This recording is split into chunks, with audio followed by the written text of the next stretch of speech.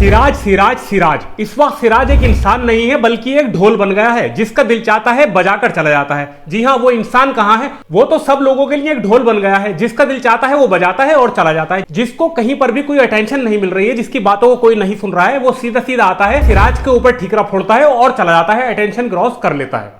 पिछले दिनों सुनील गावस्कर ने कहा था बीजीटी में कि भाई मैं चाहता हूं कि सिराज को टीम से बाहर कर दिया जाए। अब एक साहब नए नवेले और आए हैं, वो कह रहे हैं कि सिराज ने बीजीटी में जितनी गेंदें फेंककर जितने विकेट लिए हैं, मैं उतने विकेट उनसे आधी गेंदें फेंक कर ले लेता। अब मैं आपको बताता हूं वो साहब कौन है और वो साहब सिराज से क्यों जले हुए हैं और सिराज के बारे में वो पहले से क्या क्या बातें कर रहे हैं, मैं इस वीडियो में बताने वाला हूं। इस वीडियो को ज्यादा से ज्यादा लाइक करना और शेयर करना ज्यादा से ज्यादा। भाई सिराज के लिए कोई नहीं बोल रहा है, हम तो बोलेंगे भाई, क्योंकि हमारे देश का वो खिलाड़ी है। और क्यों नहीं बोलेंगे? अगर वो कुछ गलत करता तो नहीं बोलते, लेकिन उसने जब कुछ किया ही नहीं है तो हम बोलेंगे। तो भाई ये जो दिख रहे हैं ना, इनका नाम है क्रिश श्रीकांत। इनका पूरा नाम है कृष्णमाचारी श्रीकांत। 1983 की वर्ल्ड कप विनिंग टीम का ये हिस्सा थे और भारत के लिए ओपनिंग करते थे। इनका कहना यह है कि बीजीटी में अगर मैं सिराज से आधी गेंदें फेंकता तो इतने विकेट आराम से ले लेता। तो अब मैं आपको इनके करियर के बारे में बताऊंगा कि क्या इनकी बैटिंग एवरेज है और क्या इनकी बॉलिंग एवरेज है और इन्होंने क्या क्या पहाड़ खोदे हैं भारतीय टीम में खेलते हुए, जो ये आज सिराज के ऊपर ये तंज कर रहे हैं कि मैं सिराज से आधी गेंदें भी फेंकता तो मैं इतने विकेट ले लेता जितने सिराज ने लिए। अब मैं आपको बताऊंगा कि बीजीटी में सबसे ज्यादा गेंदें किसने फेंकी है, सबसे ज्यादा विकेट किसने लिए हैं और सिराज और बुमराह के अलावा भारत के किस खिलाड़ी ने कौन सा पहाड़ तोड़ा है। तो यार बीच में रोककर आप लोगों से सिर्फ एक ही बात कहूंगा कि बिल्कुल नया चैनल है, इसको सपोर्ट करो, इसको सब्सक्राइब करके बेल आइकन भी दबा दो। और मैं एक बात और कहना चाहता हूं कि गर्दन हमेशा उसी की पकड़ी जाती है जिसकी कमजोर होती है। कृष्णमाचारी श्रीकांत ने विराट कोहली को नहीं कहा कि भाई इससे ज्यादा गेंदें खेलकर इससे ज्यादा मैं रन बना सकता था। कृष्णमाचारी श्रीकांत ने रोहित शर्मा को नहीं कहा कि रोहित शर्मा ने जितनी गेंदें खेलेंगे उससे ज्यादा गेंदें खेलकर मैं उससे ज्यादा रन बना सकता था, लेकिन नहीं, यहां पर पकड़ा सिर्फ उसको ही जाता है जिसकी गर्दन कमजोर होती है। और इस वक्त सिराज की गर्दन जो है सबको कमजोर लग रही है, तो जिसका दिल चाहता है वो पकड़ लेता है। दरअसल जिस वक्त बीजीटी सीरीज चल रही थी ऑस्ट्रेलिया में, उस वक्त का एक वाक्य आप लोगों को याद होगा कि सिराज ने जिस वक्त हेड का विकेट लिया था, हेड ने सेंचुरी करी थी, उसके बाद सिराज ने गुस्से में कुछ बोल दिया था।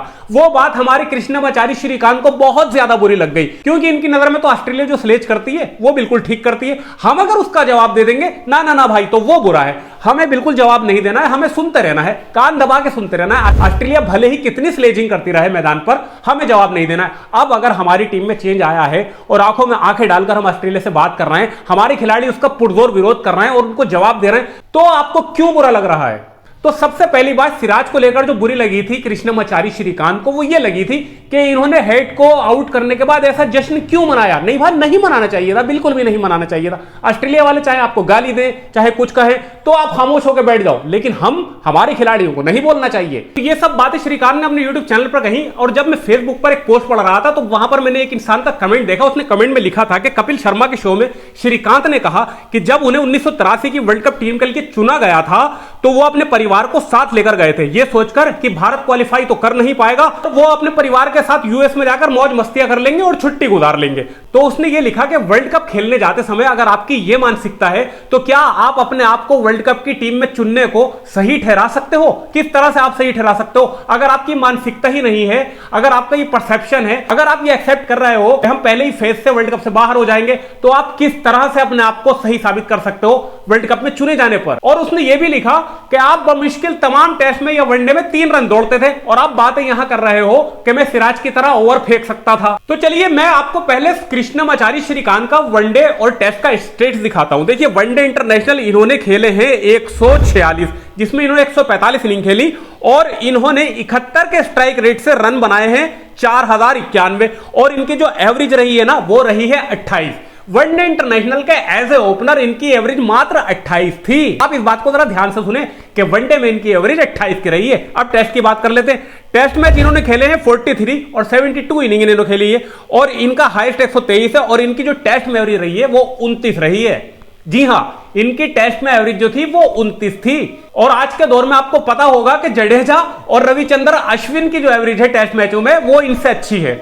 अब हम बात करेंगे इनकी गेंदबाजी के ऊपर, जो ये कह रहा है ना कि मैं सिराज की तरह ओवर फेंक सकता था। तो अब हम बात करते हैं इनकी गेंदबाजी की। तो टेस्ट मैच में इन्होंने 43 मैच खेले हैं और इन्होंने टोटल मिलाकर 216 गेंदें फेंकी हैं टेस्ट क्रिकेट में, जो मोटा मोटा होते हैं 35 से 36 ओवर। और इन्होंने विकेट पता है कितने लिए हैं? 0, यानी कि 35-36 ओवर फेंके हैं इन्होंने अपने पूरे करियर में टेस्ट मैच में।